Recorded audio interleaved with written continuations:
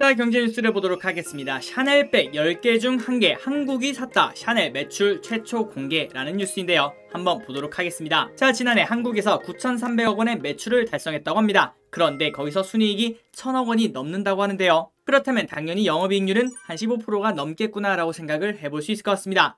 기릿의 개인적인 착각일까요? 생각보다는 적게 남는다라는 걸 확인할 수 있습니다. 개인적으로 생각했을 때는 당연히 영업이익률이 한 60~70% 돼야지 그 정도 돼야 되는 거 아닌가라고 생각을 해봤지만, 하지만 마케팅 비용이나 그런 게 많이 나가겠죠. 자, 내용을 보도록 하겠습니다. 샤넬은 지난해 한국에서 9,300억 원 매출과 함께 순이익을 1,000억 원 넘게 넘긴 것으로 확인됐다. 자, 그런데 이 매출이 코로나 때문에 줄어든 거라고 하고 있습니다. 2019년 대비 12% 감소했다는 걸 확인할 수 있고요. 그런데 국내 사업분 매출은 26% 성장했지만, 그런데 코로나19로 면세 사업분 매출이 81% 하락한 것이 원인으로 작용한 것이다. 전년 대비 이렇게 감소하긴 했지만 여기서 놀라운 부분이 나옵니다. 1조 원에 육박하는 매출은 샤넬 전 세계 매출 중 10%에 달할 정도로 압도적인 규모라고 합니다. 보통 우리나라 사람들이 명품에 미쳤다 그런 말을 하긴 하죠. 그런데 이게 진짜였군요. 특히 샤넬은 일정 수 이하의 매장만 오픈하는 매장 총량제를 운영 중이어서 국내 매장은 전국에 10개도 안 되는데 이 정도의 매출을 올렸다고 합니다. 그러면은 대충 생각해봐도 한 매장당 1,000억 원의 매출을 올렸다라고 생각을 해볼 수 있겠군요. 그리고 이른바 3대 명품으로 불리는 에루샤, 에르메스, 루이비통, 샤넬은 모두 지난해 1,000억 원 이상의 영업이익을 올리는 성과를 낸 것으로 나타났다. 루이비통은 영업이익이 1,500억, 그 다음에 에르메스는 1,300억이라고 밝혔다고 합니다. 우리나라의 명품 사랑 대단하군요. 자, 다음 뉴스입니다. 또다시 곧버스 쓸어담는 동학개미, 이번에는 통할까라는 뉴스인데요. 한번 보도록 하겠습니다. 개인 투자자들이 또다시 곧버스 상품을 쓸어담고 있다.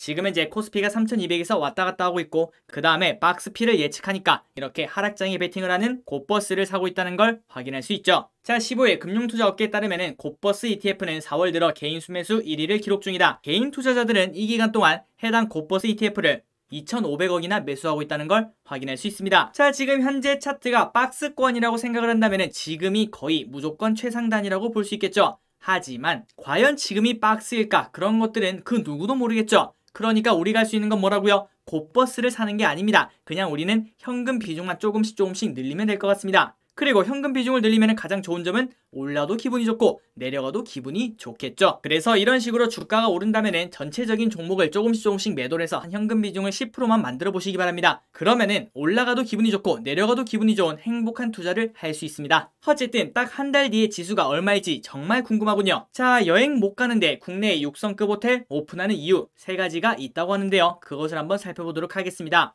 코로나19로 직격탄을 맞은 호텔 업계가 맞습니다. 진짜 직격탄이겠죠. 6성급이라고 불리는 초호화 호텔을 신규 개관하며 몸집을 키우고 있다. 대부분 호텔들이 자율적 주 4일제와 무급휴가, 희망퇴직을 실시하는 등 말 그대로 일촉즉발의 위기 경영 상황이지만, 소비가 살아나면은 곧바로 상승 흐름을 타는 외환위기 시절의 경험을 토대로 버티기 전략에 들어간 것으로 분석된다. 자, 이렇게 버티는 3가지 이유를 한번 보도록 하겠습니다. 일단 첫 번째, 플렉스 소비 열풍과 달라진 휴가 공식 때문에 그렇다고 하는데요. 자, 코로나19 불황 속에서도 브랜드 호텔이 저마다 신규 오픈을 강행하는 가장 큰 이유는 꾸준히 증가하는 플렉스 소비와 무관치 않다. 하늘길이 막히고 해외여행이 어려워지자 목돈을 가치 있게 쓰기 원하는 MZ세대를 중심으로 명품 구매가 늘고, 아까 위 기사에서 확인하셨습니다. 그리고 호캉스 수요가 꾸준히 증가하는 등 고급화 전략이 통하기 때문이다. 자, 그리고 코로나 때문에 휴가 공식도 깨졌다고 합니다. 과거 7에서 9, 그 다음에 12에서 2월에 몰려있던 여름 겨울 휴가는 코로나19로 연중 어느 때나 쓸 수 있는 상시 휴가로 바뀌었다.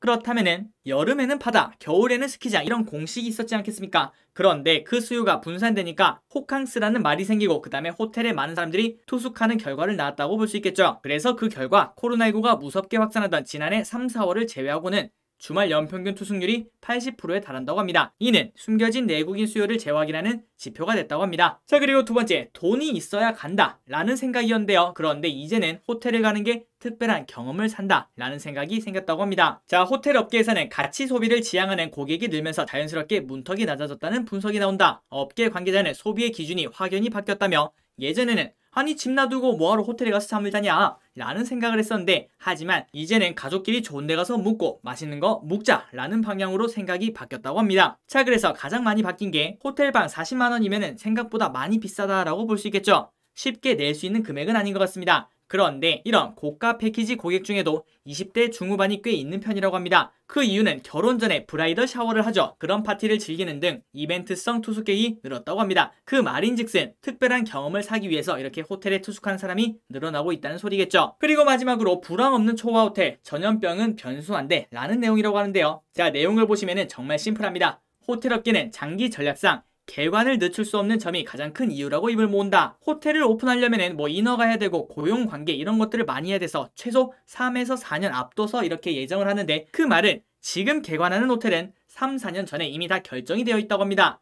그런데 이거를 코로나가 퍼졌다고 모든 거를 백지로 돌릴 수는 없을 것 같습니다. 그러니까 결국 1번, 2번 이유는 그냥 하다 보니까 저런 이유가 생겨나게 된 거고, 결국은 이미 삽을 떴기 때문에 진행할 수밖에 없다라고 볼 수 있겠군요. 자, 다음 뉴스입니다. 중고 장터에서 개당 5,000원 판매, 미국 일회용 케첩이 품귀 사태가 나오고 있다고 하는데요. 네, 맞습니다. 지금 여러분들이 생각하시는 이 아래에 있는 사진, 이 케첩이 품귀 상태라고 합니다. 그리고 이 케첩이 무려 비싸게 팔리고 있다고 하는데요. 자, 코로나 대유행이 아직 가라앉지 않은 만큼 식당에서는 위생 상태를 고려해 매장에서 병째 놓는 케첩 대신 낮게 포장된 케첩으로 눈을 돌리게 되었다고 합니다. 그 결과 낮게 포장 케첩 수요가 폭증하고, 그리고 배달 음식 주문이 늘면서 음식과 같이 제공되는 일회용 케첩 수요도 덩달아 늘 수밖에 없었다. 그렇게 되니까 코로나 초기에 화장지 부족 사태가 빚어진 것처럼 이번에는 케첩 대란이 벌어졌다면서, 그리고 일회용 케첩은 통상 9개월까지 최상의 맛을 유지하며 그 이후에는 변질할 수 있다라고 말을 했다고 합니다. 자, 그래서 이게 얼마냐, 진짜 이렇게 팔리는지는 모르겠는데 일단 올린 가격을 보면 11개에 22달러인 걸 확인할 수 있죠. 그 말은 한 개가 얼마죠? 저 한 개가 2,000원이 넘는 걸 확인할 수 있습니다. 이럴 수가. 당장이라도 저 기리시 이마트에 가서 오뚜기 케첩을 다 사들고 미국으로 가고 싶군요. 자, 집단 면역 근접. 이스라엘 18일부터 실외에서 마스크 벗는다. 봉쇄 완화에도 감염 지표는 꾸준히 개선되고 있으며 더는 실외 마스크가 불필요하다고 합니다. 자, 그리고 아래 보시면 이분 그만큼 신나신다는 거겠죠. 자, 빠른 백신 접종으로 신종 코로나 바이러스 감염증 확산 통제에 대한 자신감을 갖게 된 이스라엘이 실외 마스크 착용 의무를 해제한다. 마스크는 코로나로부터 우리를 보호하기 위한 수단이라며, 하지만 이제 실외에서는 더 이상 필요가 없어졌다고 말했다. 그러나 실내에서는 계속 지속적으로 마스크 착용 의무가 적용된다고 합니다. 어쨌든 이것만 해도 대단하다고 생각되는군요. 빨리 우리나라도 이런 흐름이 나왔으면 좋겠습니다. 자, 다음 뉴스입니다. 300만원 뛴 롤렉스, 돈 벌려고 명품 산다. 자, 예전부터 이런 말은 있었죠. 롤렉스는 시계를 사는 게 아니라 투자 상품을 산다라는 말이 있었습니다. 그리고 그 말은 지금까지도 이어온다고 하는데요. 자, 지난 1일 한 현물 조각 투자 플랫폼이 내놓은 롤렉스 집합 1호라는 투자 상품이 출시 30분 만에 완판됐다. 조각 투자란 여러 명이 공동 투자한 뒤 차익을 나눠 갖는 것으로, 이 상품의 총 모집액은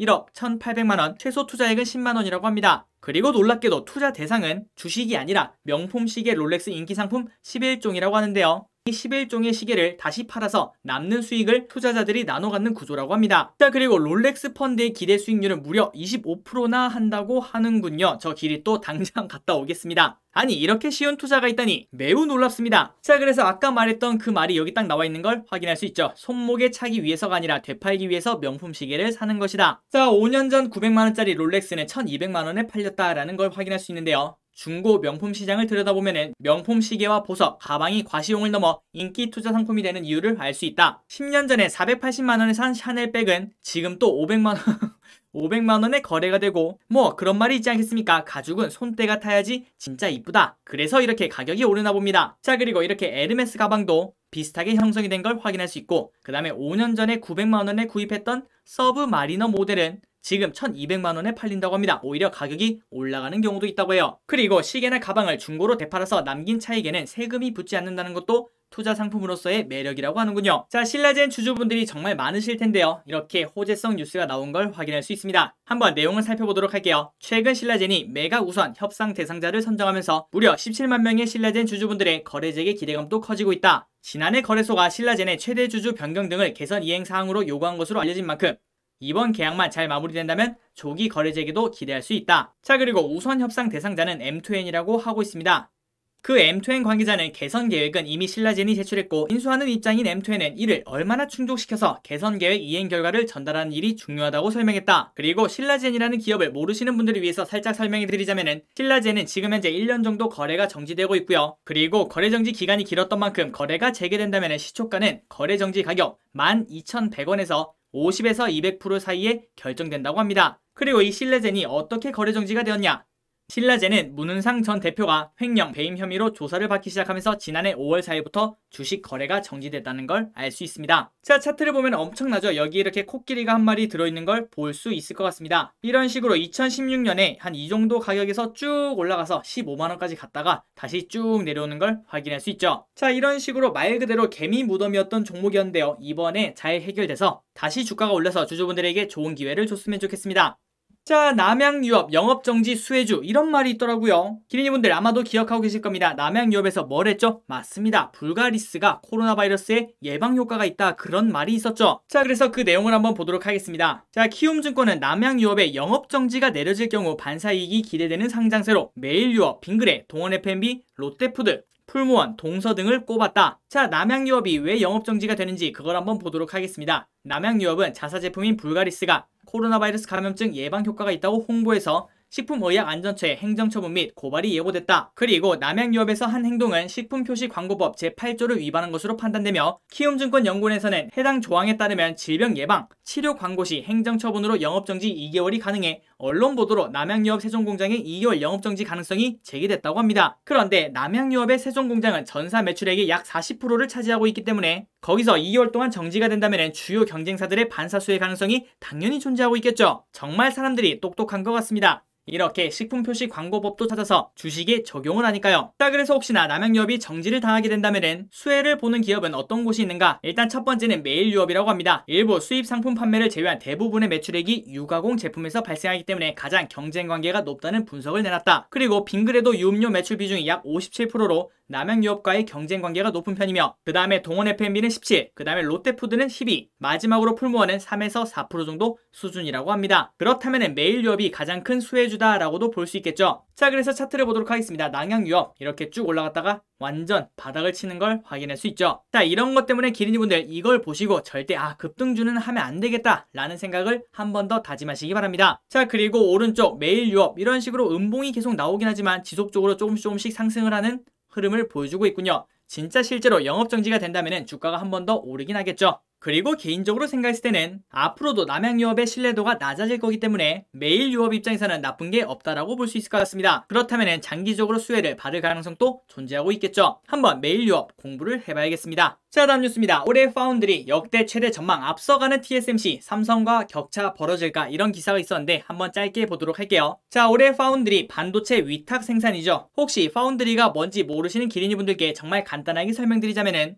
백종원 도시락을 생각하시면 됩니다. 자, 기린이분들 백종원 도시락을 백종원 아저씨가 다 만들었나요? 아니죠. 백종원 아저씨는 그 메뉴만 만들어서 이렇게 만들어주세요 라고 어떤 공장에다가 맡기겠죠. 그러면은 그 도시락을 만드는 공장이 있을 겁니다. 그 공장을 바로 파운드리라고 생각하시면 됩니다. 바로 이해가셨죠? 그렇기 때문에 이런 말을 쓰는 거죠. 반도체 위탁 생산. 자, 어쨌든 이 파운드리 시장이 역대 최대 규모가 될 것으로 예상되는 가운데 업계 1위 대만 TSMC의 공격적 투자 행보가 이어지고 있어 추격자 삼성전자의 고민이 깊어지고 있다. TSMC가 밀려드는 반도체 수요를 이유로 올해 투자 규모를 당초 계획했던 것보다 확대하기로 함에 따라 초격차 기술력을 바탕으로 간격을 좁히려고 했던 삼성전자의 계획이 차질을 빚을 수 있기 때문이다. 자, 그래서 올해 TSMC와 삼성전자의 점유율은 각각 55와 17%로 전망됐다. 상대적으로 많이 차이 나는 걸 확인할 수 있죠. 자, TSMC는 점유율이 지난해 54%에서 1포인트 증가할 것으로 예상됐지만 삼성전자는 제자리에 머물 것으로 예측됐다. 파운드리 시장이 빠르게 확대되는 시장에서 간극이 좁혀지는 게 아니라 오히려 벌어진다는 얘기다. 자, 그래서 삼성전자 같은 경우에는 저 간극을 좁히기 위해서 핵심은 바로 첨단 공정 분야를 파고 있다고 하는데요. 그러니까 TSMC를 따라가기 위해서 박리담회로 팔거나 그런 전략을 사용하는 게 아니라 기술력으로 승부 보겠다라는 전략을 사용했다고 합니다. 자, 그래서 선두업체 TSMC에 비해 시장 점유율, 그 다음에 규모의 경제, 생산 능력, 고객 수가 부족한 것은 사실이지만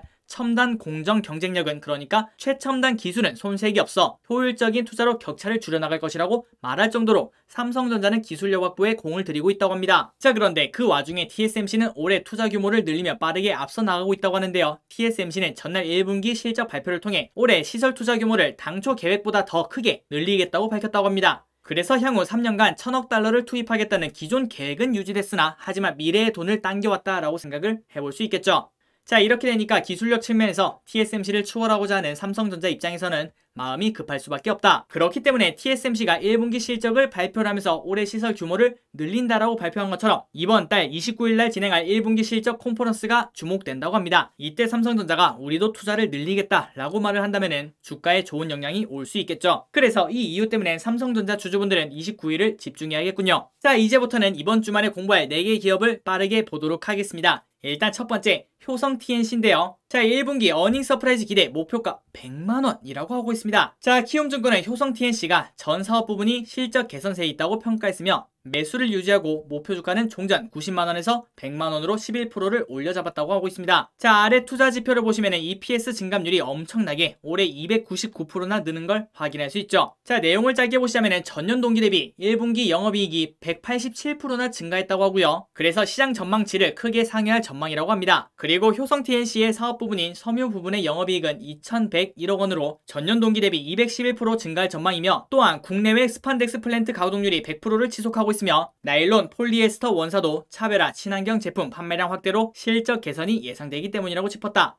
그리고 마지막으로 무역 기타 부분 영업이익은 156억 원으로 전년 동기 대비 40% 증가했으며 전방 자동차 타이어 업황 개선으로 베트남 타이어 코드 판매량과 마진이 급증했고 반도체 LCD 수급 타이트로 취저우 네오캠도 높은 수익성을 유지할 전망이라고 합니다. 자, 그래서 이런 리포트가 나오니까 주가가 당연히 급등을 하겠죠. 오늘 16%나 상승을 해서 10만원이 오른 걸 확인할 수 있습니다. 이렇게 숫자가 이쁠 수 있을까요? 그런데 이렇게 올랐는데도 불구하고 목표가까지는 30만원이 넘게, 그러니까 30%가 넘게 남은 걸 확인할 수 있죠. 꼭 한번 미리 공부를 해보고 무턱대고 매수를 하는 게 아닌 좋은 매수 기회가 온다면 그때 매수를 진행하면 될 것 같습니다. 자, 그리고 두 번째, 정말 자주 말씀드리는 것 같은데요. 넷마블 신작 기대감 커진다 라는 걸 보도록 하겠습니다. 자, NH투자증권이 넷마블의 목표 주가를 끌어올린 것은 오는 6일에 출시될 신작 제2의 나라 때문이다. 사전 예약을 시작한 제2의 나라는 토토로 캐릭터로 유명한 스튜디오 지브리의 만화 원작을 게임화했다. 그리고 지금 이 게임의 기대가 꽤나 높은 걸 확인할 수 있습니다. 그리고 넷마블이 지분을 보유하고 있는 기업의 가치가 성장하면서 넷마블의 기업 가치도 덩달아 상승하고 있다고 하는데요. 넷마블은 코웨이, 하이브, NC소프트, 카카오게임즈, 그리고 카카오뱅크 등 지분을 보유하고 있으며 이들 기업 가치는 최근 들어 상승 중이다. 실제로 카카오뱅크는 15일 한국거래소에 상장 예심을 청구하면서 기업 공개 IPO 준비에 들어섰다는 걸 확인할 수 있습니다. 자, 그래서 넷마블 일봉을 보시면 이런 식으로 한번 올라갔다가 떨어졌다가 다시 한번 더 재차 올라가고 있는 걸 확인할 수 있죠. 앞으로 6월달에 제2의 나라가 출시되고 그 다음에 카카오뱅크 상장도 앞두고 있으니까 충분히 이벤트는 빵빵하다라고 생각을 해볼 수 있을 것 같습니다. 한번 공부해보시기 바래요. 자, 다음 종목은 오랜만에 휠라홀딩스 리포트가 나왔더라고요. 한번 공부해보면 좋을 것 같다라고 생각을 하고 있습니다. 자, 국내 사업 부분 1분기 매출은 전년 동기 대비 3% 성장할 것이라며 중국 디자인 수수료는 고성장세가 지속되고 미국 사업 부분의 경우 백신 접종과 소비활동 재개로 매출이 점점 회복되는 모습을 확인할 수 있다. 그리고 중국에서는 휠라 브랜드의 높은 브랜드 인지도를 기반한 고성장세가 지속되고 있고 국내외 소비 회복 효과, 골프 시장 확대는 자회사 아쿠시네트 기업 가치 제고에 긍정적이라며 국내외 신규 라인 런칭이 성공하면 추가적인 주가 모멘텀이 가능하다고 말했다. 자, 그래서 휠라홀딩스 오랜만에 이렇게 7% 가까이 상승이 나오는 걸 확인할 수 있는데요. 앞으로 이렇게 다시 올라갈지 쭉 떨어질지 그건 아무도 모르겠지만 하지만 미리미리 공부를 해볼 필요는 있겠죠. 자, 마지막 기업을 보도록 하겠습니다. 한샘, 올해 안정적 성장 예상이라고 하는데요. 자, 한샘에 대해서 올해도 안정적인 성장이 이어질 것으로 봤으며 이에 투자 의견 매수와 목표 주가 15만원을 유지했다. 자, 한샘의 투자 포인트는 인테리어 시장 성장속, 시장 점유율 확보, 온라인 가구 시장 성장 속 가구 플랫폼 업체로서의 변화 기대감 등 크게 두 가지라며 한샘몰의 경우 지난해 높은 성장성을 입증했는데 올해도 온라인 확대 전략에 따른 높은 성장률이 기대된다고 분석했다. 자, 그리고 올해 2월 기준 전체 가구 판매 성장률은 전년 동기 대비 10%를 기록했으며 1, 4분기의 경우 통상적으로 설 연휴 그리고 계절적 비수기임에도 불구하고 안정적인 성장세를 지속하고 있다며 올해도 안정적인 실적이 예상되기 때문에 작년의 성장이 코로나19로 인한 일회성 이슈가 아님을 증명하는 한 해가 됐다고 말했다고 합니다. 그리고 지금 코로나 확진자가 조금씩 늘어나고 있죠. 그렇다면 작년에 코로나 수혜주였던 한샘도 충분히 좋은 흐름이 나올 수 있겠다라고 볼 수 있을 것 같습니다. 자, 최근 일봉을 보시면은 최근 조금씩 다시 올라가는 걸 확인할 수 있고요. 이 한샘 또한 상승 여력이 조금 더 남은 걸 확인할 수 있습니다. 이번 주말에 이 4개 기업 한번 공부해 보시기 바랍니다.